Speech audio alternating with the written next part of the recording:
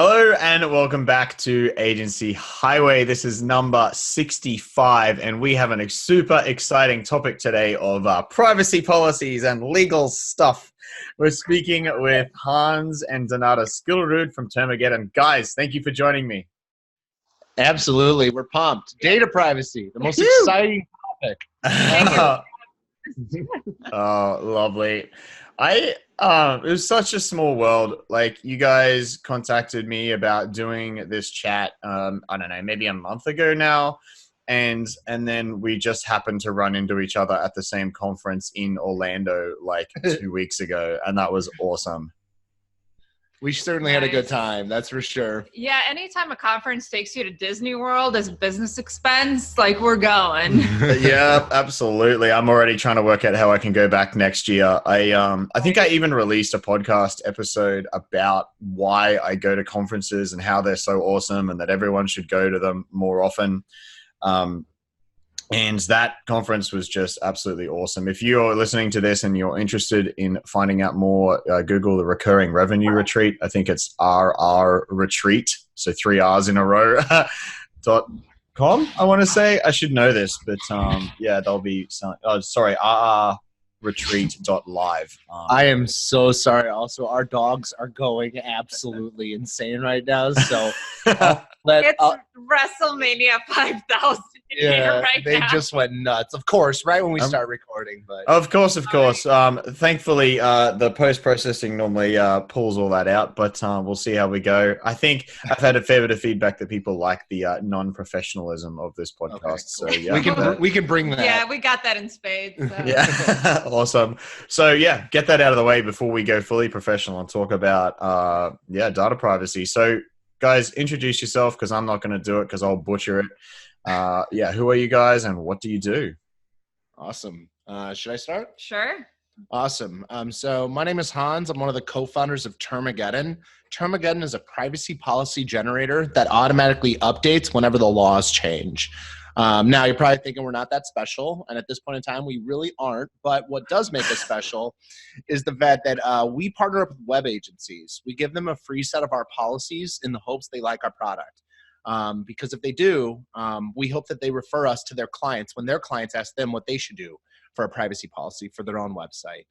So yeah, we're completely free for our web agencies, free forever. You get your policy.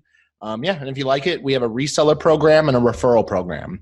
A little bit about my background. I was a web agency owner for 7 years. I ran a 12-person web agency out of downtown Chicago.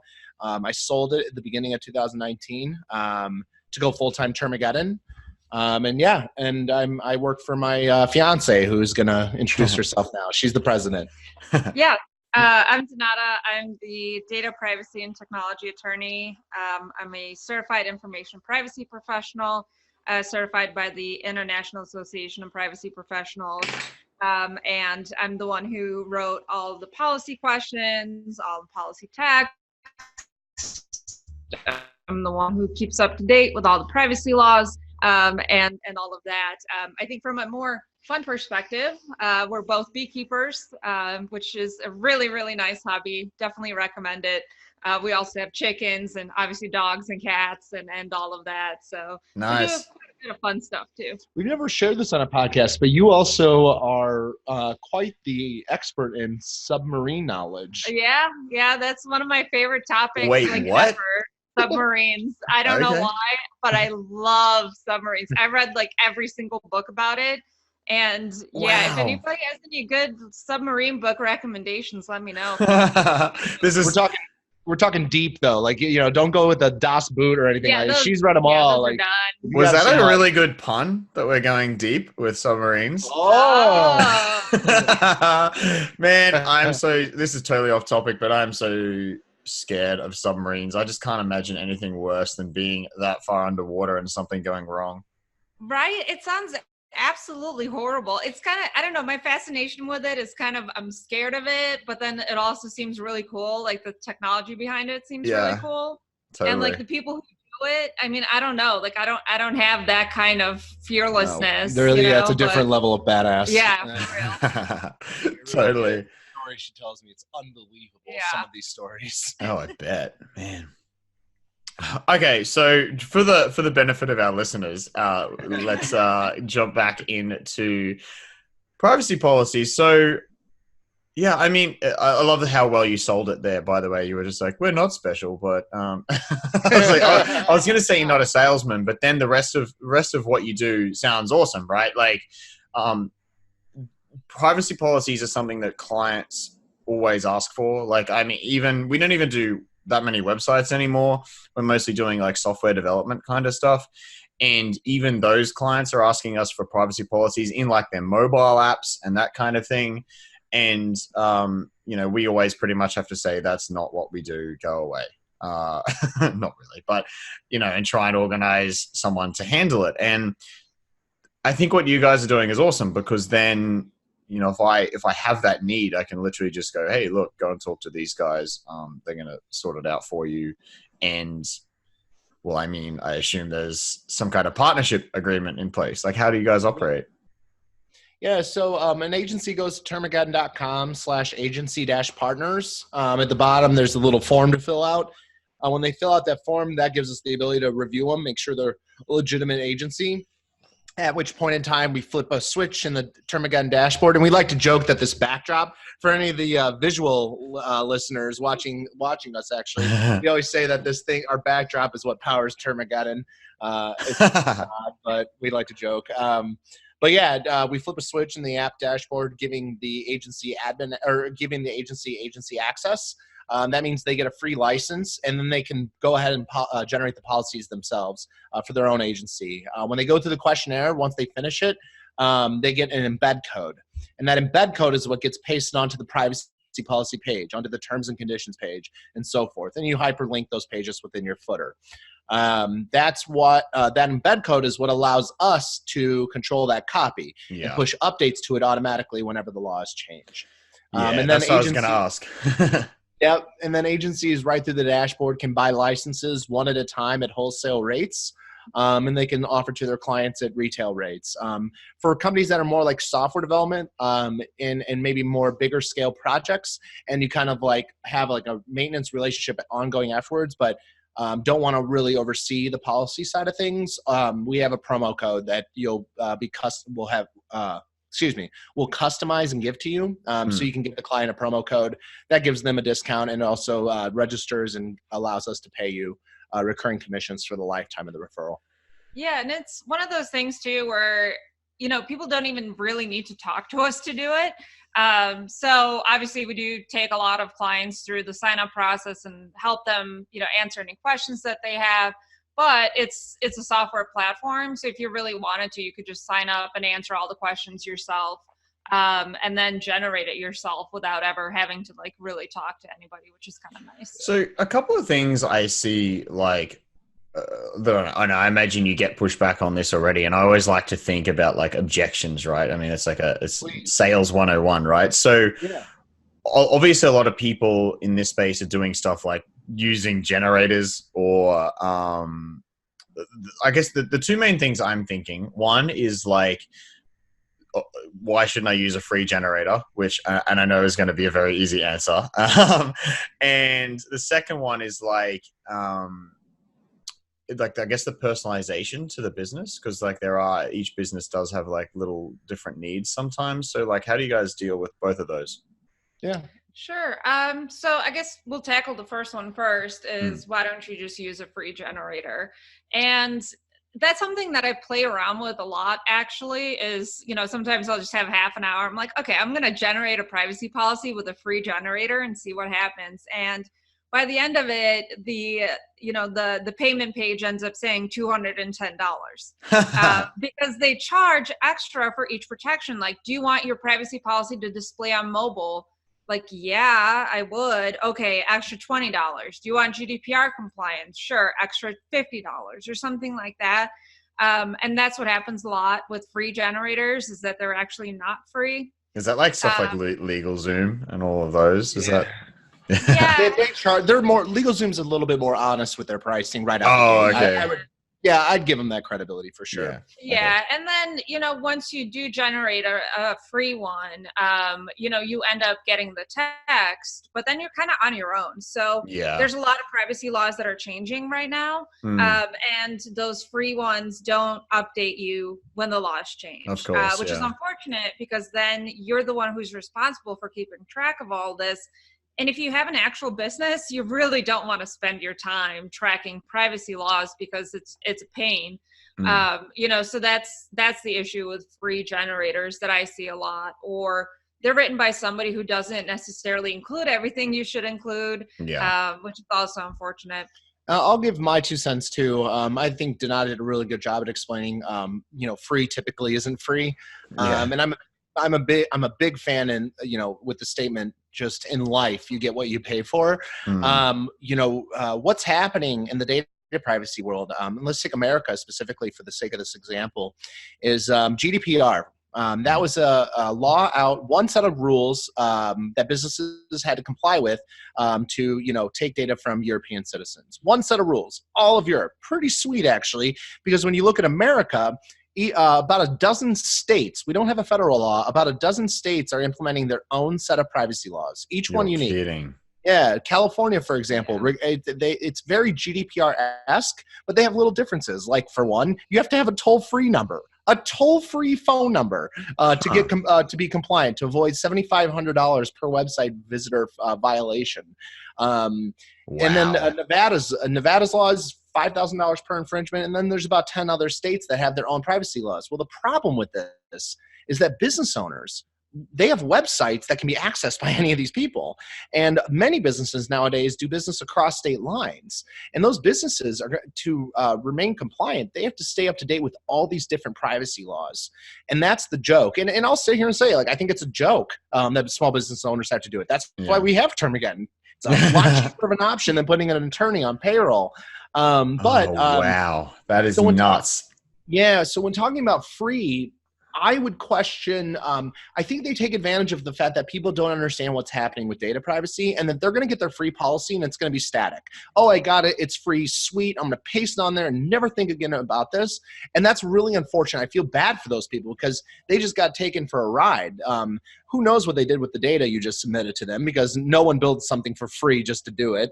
Someone somewhere is getting something, even if it's just credibility.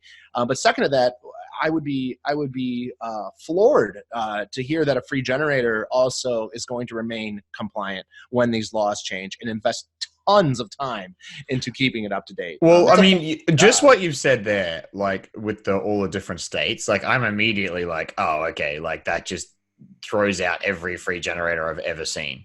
I did not realize that's what was going on in the States. That is crazy. Your state level laws continually blow my mind. Like we have problems between like laws between states in Australia as well. We're not as good as many countries in Europe like that. But man, America's it's like night and day from state to state. We feel like we're taking crazy pills too, because it's not just us making this up. Like everyone in the International Association of Privacy Professionals, IAPP.org, everyone's like, what is going on? How is not everyone talking about this? Like GDPR got so much attention. I wonder if that burnt out American businesses. I mean, don't get me wrong. There's tons of businesses that do know about it, but there's a lot of small business owners, especially, that have no idea about this stuff.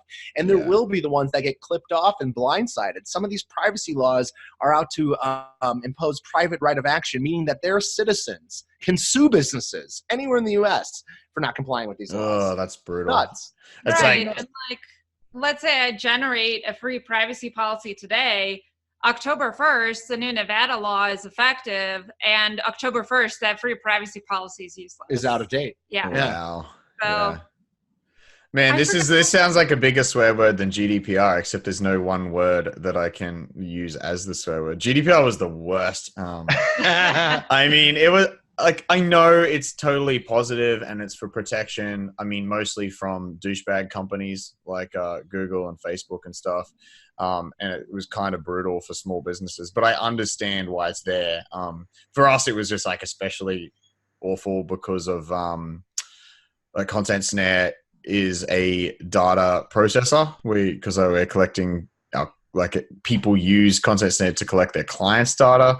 So we had to, update pretty heavily all our terms and conditions and privacy policy and all that sort of stuff. Yeah. So how do you guys have any provisions for sort of differences? Like obviously ContentSnare would be a total way out. There's so many different things we need to consider in our privacy policies. But let's say e-commerce, right? Like e-commerce sites collect different information than like a standard contact form brochure website. So yeah, how do you guys handle that kind of thing? Yeah, go ahead. So the questionnaires will ask you questions on what specifically your site does. So it'll ask you what information do you collect? What do you do with that information? Who do you share it with? And then it'll also ask you can users process payments on your site? Do you use a third-party payment processor? What information is collected to be able to make a payment? So the questionnaires actually capture everything pretty well of exactly what you do. And then your answers will go into the policy text, and it'll generate different text based on, what exactly you do on your website or your app. So that's how we customize them for each business. And I think that actually answers your second question, which is, how do you do it? Our questionnaire defines what policy actually gets produced. And that's what allows us to push updates automatically or push updates with a request for additional information whenever these new laws get introduced. That's awesome. So can people come in and change their questionnaire settings? Yep. Yeah, and it automatically updates. Yeah, they can go back at any time. So let's say you never had payment processing and now you do. You can go back and change your answers and it'll regenerate with updated text. That's awesome. So I'm not going to lie, normally when I have people on, I sort of try to, on the podcast, come from a skeptic point of view, because I know other people listening will be the same. And I want to be raise those objections. And now I'm totally sold. So let me be the objection. I'll actually tell you bad things about Termageddon. So go ahead. No, I was just gonna say, yeah, that's a really good thing. Who shouldn't use it? Yeah. Companies that require HIPAA compliance. HIPAA is a big thing in the United States, where companies need to whenever you're collecting stuff like patient history. Yeah, I was gonna say that's medical stuff, right? Yes. Yeah. So people in the medical field, we cover most doctor physician websites, but for the ones that ask social security numbers, they would require HIPAA compliance. We don't provide those. We don't provide policies to fit those, although we can provide referrals to attorneys, no problem. And then we don't we don't provide policies to websites that are targeting children under the ages of 13. So that's the other. Because that runs into COPA compliance, which is the children's privacy law in the U.S., and that requires a lot of additional disclosures, and we just don't want to do that right now. It would have made the questionnaire significantly longer too, and the policy significantly longer. So we decided not to go that route for now. Yep. Yeah, and totally understandable, because we actually were approached by someone to build an app in the medical space, like a web app sort of software platform for medical stuff, and we were looking at, I guess, I don't know how different it is, but the audit requirements around medical records and patient records in Australia. And we were just there's 40 grand worth of just audits and stuff there. So we can't even begin to build an app, it's crazy. When I was running my agency, I came across the same thing. I looked at a HIPAA related project, and I'm sitting there being okay, so to get this deal, we have to understand HIPAA. Okay, what's it going to take to get that? The entrepreneurial side of me is let's figure this out, And then I realized okay, well, there's agencies that are specialized in HIPAA compliant web design, HIPAA compliant software development. I'm never going to beat them. They're always going to beat me on the quotes. So I'm just going to let the experts be experts. And that's what I decided, even as an agency owner, focus my time elsewhere. It's a big deal. I say, if you're HIPAA compliant, just focus on that. If you're not, don't head to bigger waters. And get 10%. Yeah. Right. Yeah. There's a little niche for people listening if they haven't figured out their specialization yet. HIPAA compliant websites, if you want to go down that rabbit hole. Yeah. You want to lose more hair than me. Don't recommend it, but... Oh, man. So I mean, is there anything else we need to cover? I feel like that's I mean, you've already sold me. So but like what is there any other like dangers, I guess, where people navigate this kind of thing? Yeah, I would love to just give agency owners some insights, stuff that I didn't realize 6 months ago that now just make complete sense to me. Like, and I'm going to try to bring it into like layman's terms. When should you suggest a privacy policy to a client? Actually, I was just thinking that, like, how do I sell them? Yeah. Nice. There Nice. you go. Yeah. So it's actually really straightforward. Whenever you're building a contact form for a client, you're helping that client collect what's called personally identifiable information, PII, name, email, phone number. Those are 3 examples of PII. And that's when you have a wonderful opportunity to tell your client, hey, I'm building this contact form for you. What you're going to be doing is collecting personally identifiable information. I'm going to, as a professional, I'm going to suggest you get a privacy policy. Oh, what should I do? Should I call an attorney? Well, I hope you suggest Termageddon, but I would say even before that, like just as help for an agency owner, just know that's the time you're helping a business collect PII. And as a professional agency, that's the time to discuss this is why it's important. So think whenever you're building a form, it's almost guaranteed you're going to be collecting PII. Unless you're not asking for a name, email. Oh, absolutely. Yeah. What about cookies and stuff? Is that because I know that was a big deal with GDPR? Is that the same with the American stuff? Not yet with America, but it is a big deal in Europe, of course. Yeah, it's going to become a bigger deal with the California Consumer Privacy Act, which goes into effect January 1st. So depending on if that applies to you or not, that's going to become a bigger issue for you. In terms of cookie consent, though, I would say if I can give one tip is please stop cookie paywalls where you have to agree to cookies to visit a website. Dutch Data Protection Authority, they actually came out with a decision saying that that's against GDPR and you can get fined for that. So please stop doing that because sometimes I want to read people's websites and then I can't. Does that make sense? They actually shut down access to the sites, man. Yeah. They had the pop-up saying you have to agree before you proceed forward. Yeah, that's not compliant. Yeah, that's not consent by any shape or form. Wow. So, and I'll add my suggestion as well. Is that I think web agency owners need to realize that cookies, tracking cookies, are like a add-on from here on out. They're not default. You don't just add these tracking cookies on by default. You now think to yourself, okay, we're going to implement this tracking cookie. We don't have a right until someone says, I agree. A lot of these cookie pop-ups we're seeing just say, I accept, and they don't give the offer to say, do not track me. That's like so fundamentally wrong with GDPR. You have to offer someone to opt in or to opt into receiving cookies. They by default should be able to say, no, don't track me. And does it have to a banner? Sorry, maybe I messed up here. Hold on, I messed up. Yeah, so, okay, it's kind of a complicated issue, and a lot of it has to do with the e-privacy regulation and not necessarily GDPR, but you can automatically collect cookies for cookies that are absolutely essential to the operation of the site. However, for the cookies that are not absolutely essential for the operation of the site, you have to get consent. And for example, like Google Analytics is not essential to the working of the site. Hi, Kitty.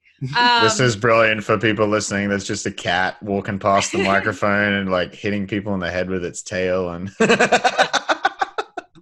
this is brilliant. But, you have to consider like what cookies are really essential and what cookies are not, and make a conscious choice there. Don't just say, I'm going to collect everything that I can. Does this have to be on a banner the first time you visit a site? Because I think this is one of the worst things to happen to the internet in a long time. Like, I feel like we're going back to the days of animated GIFs on everywhere and like not even iframes, frames, HTML frames. Cause like every site, I'm like, friggin' banners showing up that I'm just going to hit okay to. Like to me, this is just so stupid. And like, is this stuff even necessary? So what you're experiencing is called notification fatigue. Yeah. And a lot of people feel that way where it's just, oh my God, I'm so sick of seeing these. I'm just going to click agree and whatever. I don't want to see these anymore. The issue with it all is that you have to get consent before you can collect those cookies. So if you want to have non-essential cookies enabled, you have to get consent. Now, how you actually get consent is up to you, but I guess it's more of a technical question of how could you get consent for something like that without it being annoying to people? And I don't know the answer for that. I think the answer for that more would be design or a user experience professional, maybe. I'm sure that there can be different ideas of how to do it, or maybe just disable non-essential cookies. I don't know. So yeah, and just to reiterate it, so that pop-up isn't actually necessary. What's necessary is you don't implement non-essential cookies, aka like tracking cookies. You can't implement that in without them agreeing to it. The reason why people are putting up these pop-ups right when you land on the website is because, one, no one knows about this stuff. No one's talking about it enough. Everyone wants to just pretend it doesn't exist because we all have the attention spans of hummingbirds at this point. But the fact is it did not have said you don't actually have to have that pop-up. That's just if you want to get those cookies implemented the moment they get to your website. Right. Because if they're on your website and you don't have that pop-up, you better not have any non-essential cookies tracking them. Something interesting you said where with I've not even experienced the cookie blocking thing. Like if they say no, then you can't access the site. How, part of me, do you know you heard the quote that's like, if you're not paying for something, then you are the product, with Facebook, right? Like that's the entire thing. So if someone's business relies on advertising, for example, AdSense is full of cookies. Does that mean they can't, people are accessing something for free and then I don't know, to me, I would have assumed that in that case, the blocking would be okay. Obviously it isn't, but I'd be very much if that was me, I would have been gone I want to block these people because that's literally our business. What are your thoughts on that? Well, the Information Commissioner's Office, which is Data Protection Authority in the UK, said, that's all good and great, but go after yourself. You have to get consent. And, I get it from a business perspective too. You do want to make sure that you're capturing leads. You do want to make sure that you're making money. You do want to make sure that you're doing all the things that you're supposed to do.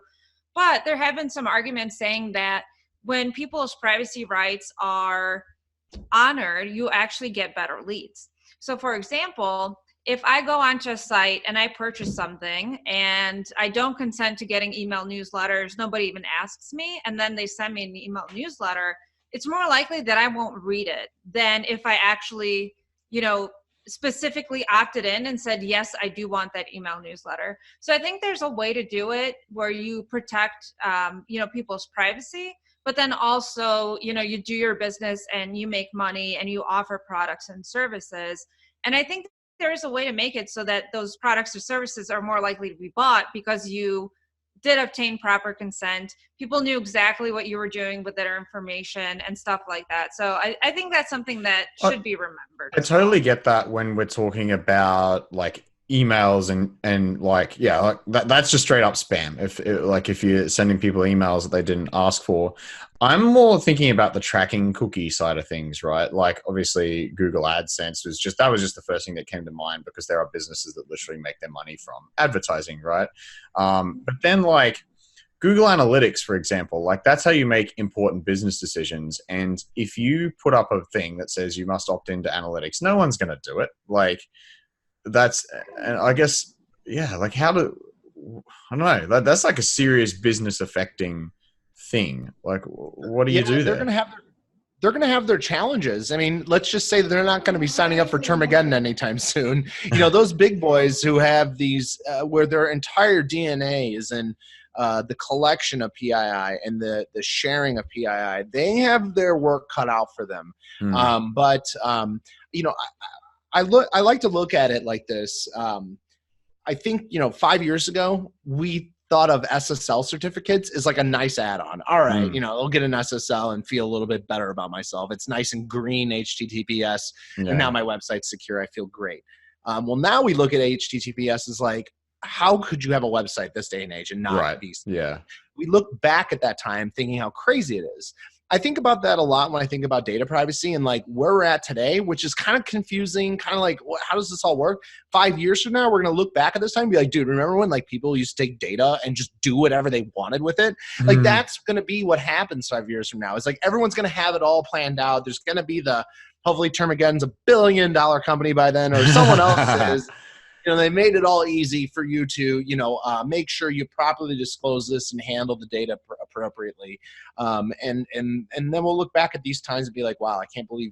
Yeah. And look, I'm totally for the treating data well, but I guess like part of me with analytics is the one I'm thinking, right? Like analytics is going to help businesses create better information and better content for people, right? So if you are denied access to that, like it's actually going to degrade the quality of the internet. Like this might be extreme, but like if no one knows what content people want to read, for example, then how do you know what content to create, and it's like, do we just spam out crap and hopefully it hits, like, so I'm thinking about content marketers at this point being like, let's say no one accepts analytics and so now you have no data about what content's working. Like that's not good.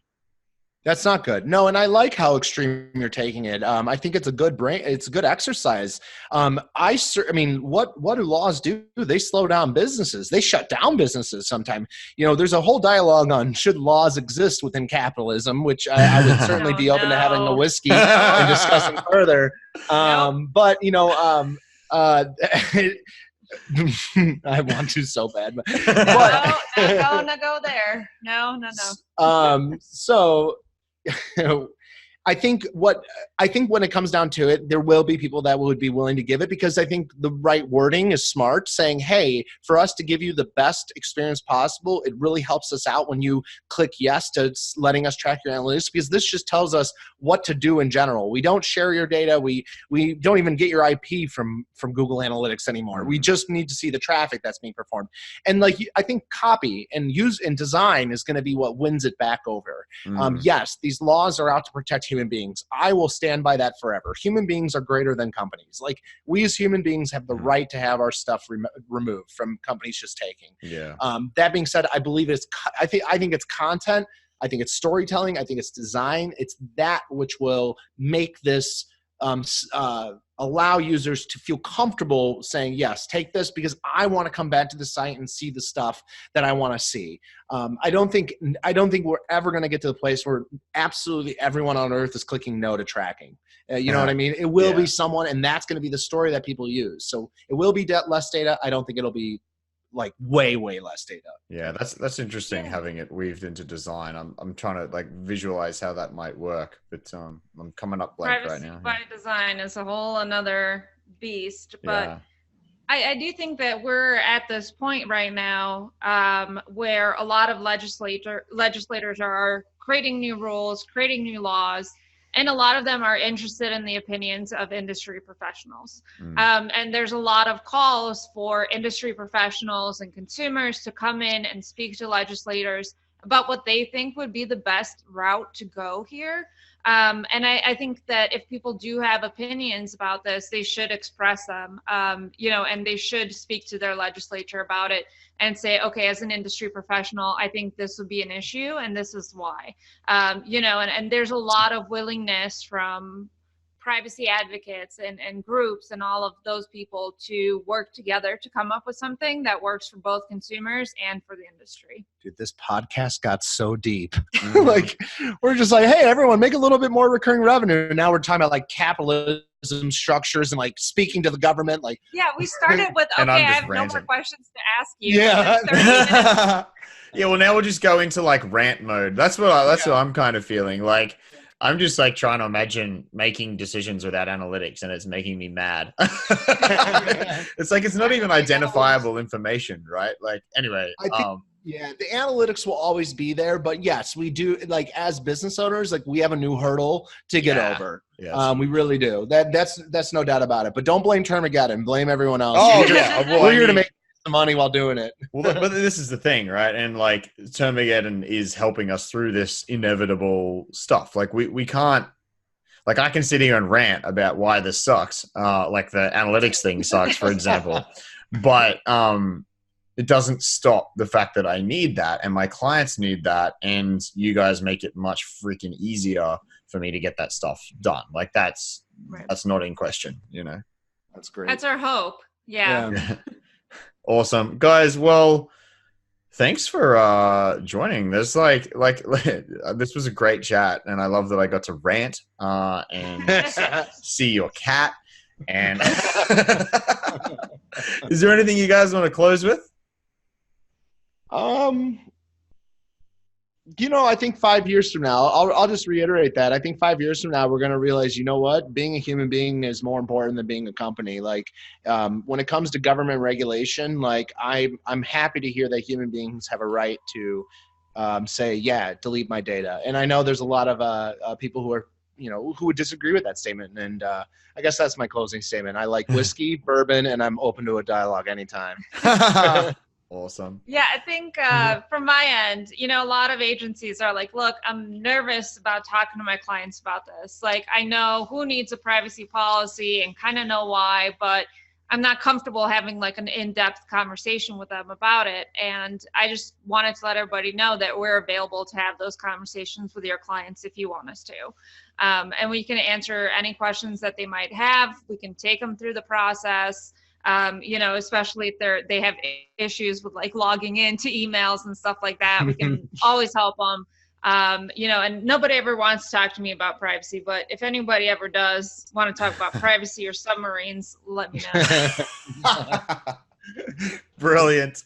Okay, so where can people go to find out more and to sign up? Obviously, we'll link everything you guys say up in the show notes. Yep. Go ahead and go to termageddon.com/agency-partners. That's going to bring you to our agency partners page where you can apply to become an agency partner, where we'll give you a free license forever, as well as access to wholesale rates, as well as a promo code and affiliate link. Yeah, and you can follow us Twitter, Facebook, Instagram, LinkedIn. It's just at Termageddon. Yeah, if you want to look really smart in data privacy but do none of the work, literally just follow us and retweet us every time we say something smart. So. Which I'm sure is all the time. For her it is. For me, nothing. Brilliant. Separate accounts for that. All right. Well, all of this will be linked up at agencyhighway.com/6565. All the links to the agency partners and the social media accounts. So Hans and Donata, thank you so much. Thank you for having us. Bye, guys. Bye.